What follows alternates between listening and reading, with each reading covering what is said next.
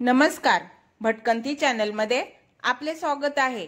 आपण मागील भागात पाहिले होते की द्रोणाचार्यांनी एकलव्याचा गुरुदक्षिणा म्हणून अंगठा मागितला होता आणि एकलव्याने मोठ्या आनंदाने आपला अंगठा कापून गुरुदक्षिणा दिली होती। आता या भागात पाहणार आहोत अंगठा कापल्यानंतर एकलव्याचे काय झाले व त्याला कोणी मारले।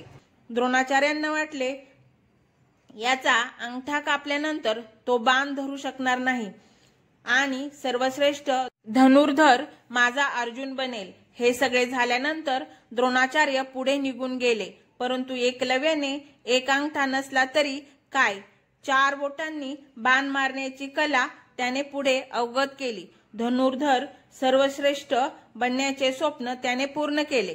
परंतु पुढची गोष्ट अशी आहे की भगवान श्रीकृष्णांनी एकलव्याला का मारले त्याबद्दल आपण जाणून घेणार आहोत।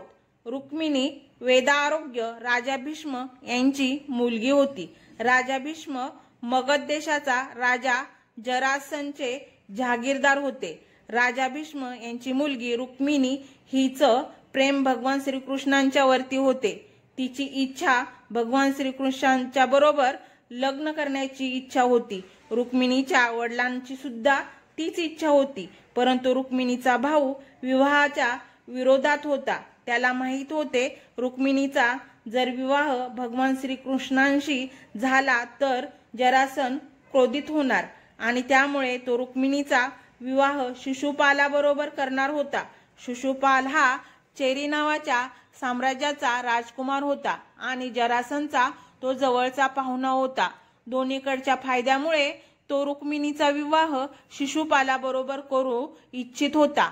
ही बातमी ज्या वेळेला रुक्मिणीला समजली त्यावेळेला रुक्मिणीने हा सर्व संदेश भगवान श्रीकृष्णांच्या जवळ पोहोचवला आणि तिने सांगितले की मला लवकरात लवकर तुम्ही इथून घेऊन जा, नाहीतर माझा भाऊ शिशुपालाबरोबर लग्न लावून देईन। त्यावेळेला भगवान श्रीकृष्ण आले आणि रुक्मिणीला आपल्या रथामध्ये घेऊन निघून गेले। आहो ही बातमी रुक्मिणीच्या भावाला कळाली।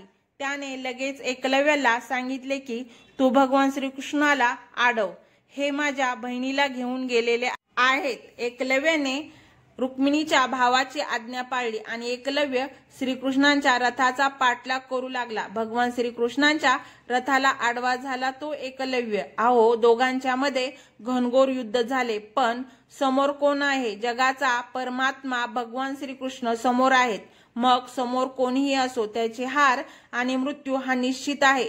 घनघोर युद्ध झाले आणि श्रीकृष्णाने सुदर्शन चक्राने एकलव्याचा वध केला, म्हणून भगवान श्रीकृष्णांनी एकलव्याला मारले।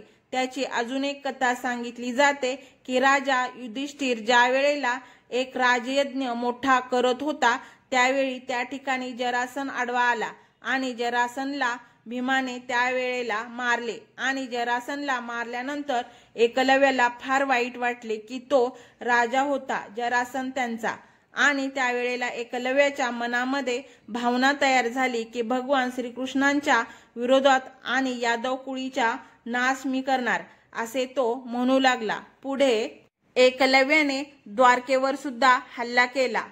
तो महापराक्रमी होता। द्वारकेवर हमला केला आणि त्यावेळेला भगवान श्रीकृष्णांनी एकलव्याला मारले। या गोष्टीतून आपल्याला एक घ्यायचे आहे, कितीही पराक्रमी योद्धा असला, किती धनसंपत्ती असली तरी ती व्यक्ती सत्याच्या बाजूने लढणारी असावी।